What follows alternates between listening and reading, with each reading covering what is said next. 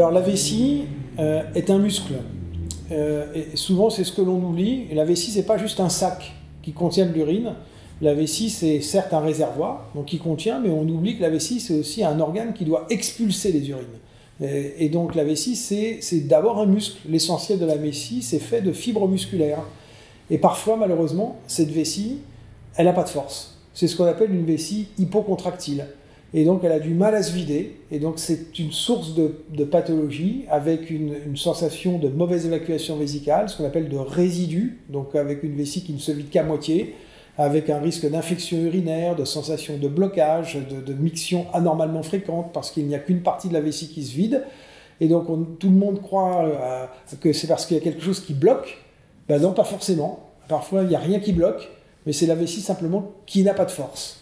Et malheureusement, aujourd'hui, une vessie qui n'a pas de force, on ne sait pas comment faire pour lui en redonner.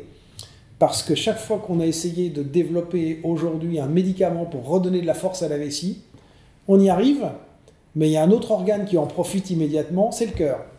Parce que le muscle du cœur, il ressemble beaucoup au muscle de la vessie.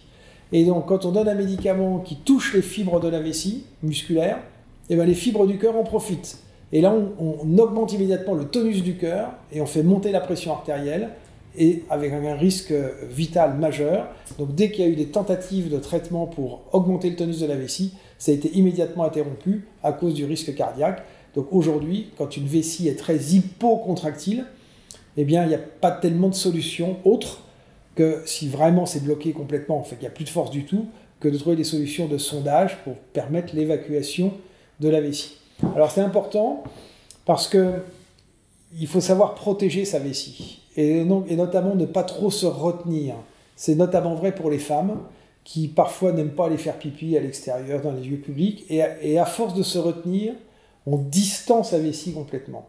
Eh bien, plus on distance sa vessie, plus le muscle est étiré, et moins le muscle va avoir de force. Et c'est comme ça qu'on développe des vessies qui deviennent hypocontractiles.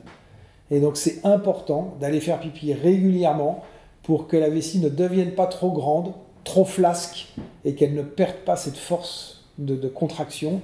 Et donc il y a vraiment une logique de prévention quand on dit aux gens allez faire pipi régulièrement, n'allez pas uriner une fois matin et soir, pensez à aller au moins toutes les 2 à 3 heures, videz votre vessie pour ne pas laisser cette distension s'installer.